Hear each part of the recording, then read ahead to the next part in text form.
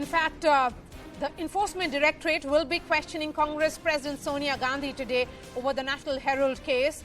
Meanwhile, Congress workers are planning a nationwide protest against the ED summons to Mrs. Gandhi. Suspension notices have been given in both the Houses of Parliament to discuss what the Congress says, misuse of agencies. News that is coming in now is that Priyanka Gandhi Vadra has arrived at her mother's residence at 10 Janpath. Priyanka and Rahul Gandhi are likely to accompany Sonia Gandhi to the ED office. Let me go straight to our reporters who are tracking this story. Siddhant is joining me live. So Priyanka Gandhi has arrived at 10 Janpath. She will be accompanying Sonia Gandhi. So will Rahul Gandhi be coming along. But the larger question is that if it is about law taking its course, the investigating agency is questioning an accused, then why these protests? Why this show of strength? The Congress party certainly will face this charge as well, that yesterday they were talking about GST rate hike, and if they indeed stand with the people, then why these protests across the country? In fact, protests will be held by Congress workers across the country in front of various ED offices. Ashish Merishi is joining me live from outside the ED office. Siddhant Mishra is live with us from Sonia Gandhi's residence. Pallavi Ghosh tracks Congress party for us, and she is live as well. Siddhant, we are seeing Priyanka Gandhi reach Sonia Gandhi's residence at 10 Janpath. At what time is Mrs. Gandhi likely to leave for the ED office? Well, the standard time for summons is to reach ED office by 11 a.m. But so far we don't have a confirmation of the exact time the Gandhi family will leave for the Enforcement Directorate's office. But you see, Maria, each time around anyone from Gandhi family is summoned, the entire family comes together. And in fact, Priyanka Gandhi, when in fact Rahul Gandhi was summoned, she was there with him. When Robert Vadra was summoned by Jaipur Enforcement Directorate, she went to drop off Robert Vadra to Enforcement Directorate office. And this time around also, as Sonia Gandhi has been summoned, it is expected that both Rahul Gandhi and Priyanka Gandhi are going to accompany her to Enforcement Directorate's office. So we can expect Gandhis to leave the 10 Janpath at around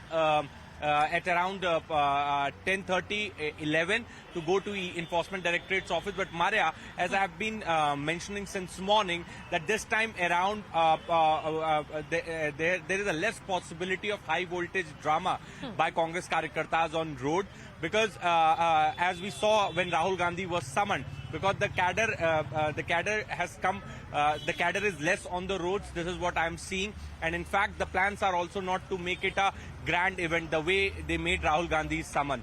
At that point in time, if you remember, there were complaints also which were given to Lok Sabha Secretariat and Vice President regarding the misbehavior of Delhi police with the Congress Karyakartas. In fact, the tires were also burned, and you know, Congress Karyakartas were on street.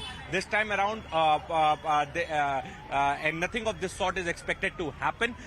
It is going to be a low-key affair. Yes, the cadre has been asked to reach to the State Enforcement Directorate's office and have also been asked to do protest in the national capital area. But going by the presence of the cadre on ground and going by the arrangement by the Congress party, I can sense this, that this time around it's not going to be a high voltage event like the way it was when Rahul Gandhi was summoned. And this is the first time that any central agency is questioning the Congress president. Earlier, the ED, remember, had questioned Rahul Gandhi for over 50 hours in 5 days at ED's headquarters in Delhi. The ED had earlier accepted Sonia Gandhi's written request seeking deferring of these summons after she had tested positive for COVID-19. Pallavi Ghosh continues to be with us as well. Pallavi, protests will be held inside Parliament, but as Siddhant was pointing out, in comparison to what we saw in case of Rahul Gandhi, this time it seems to be a low-key affair.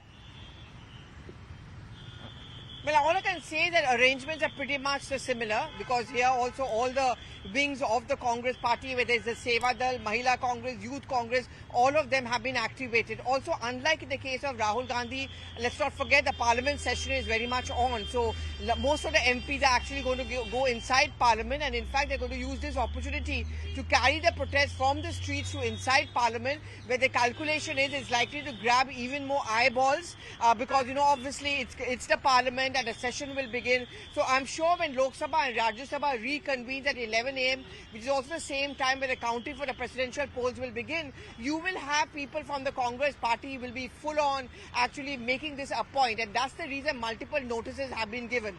So that's one main reason why we are not going to be seeing those many Congress MPs on the streets as we saw them last time round. But the Congress certainly is going to make this a high point of drama, and those notices actually tell the story itself, really, Maria, that how the ED has been used selectively by the government to target the political opponents. But another important and interesting thing also is in a short while from now, the opposition parties are meeting. In fact, even as we speak, the meeting has begun, and essentially on floor management, nothing new. But what the Congress is also trying to do is also trying to ensure that opposition parties come together on this one issue of misuse of central investigative agencies. Today, the Trinamool Congress, of course, will not be there in Parliament because it's Shaheed Divas and the big function happens in Kolkata. But they say that they've also been as much affected because of the questioning of, say, Abhishek Banerjee and a large number of Trinamool Congress leaders. But they also want to reach out to other political parties who usually have not been on the side of the opposition, say Jagan Mohan Reddy for that matter. So the opposition strategy meeting is also going to try and be an attempt being made by the Congress to get that opposition support. Will that really happen on the floor of the House? That's also, I think, another significant thing to watch out for. And Pallavi, the Congress party did not really stand with the Aam Aadmi party when Satyendra Jain was questioned. In fact, like the BJP, they had taken potshots also about whether Aam Aadmi party really stands for anti-corruption. Is it really far-fetched for them to really expect support from the Aam Aadmi party? Well, I mean, in fact, you're right, Maria, because I remember when the Aam Aadmi party was also facing the heat from ED, and when Rahul Gandhi started facing that heat from ED, the AAP had reacted promptly by saying it only hurts you when it hurts you.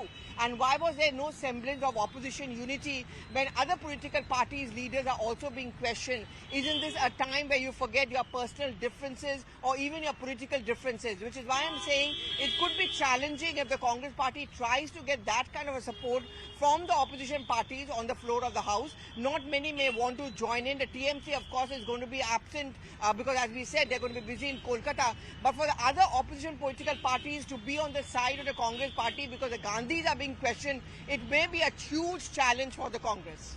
As the big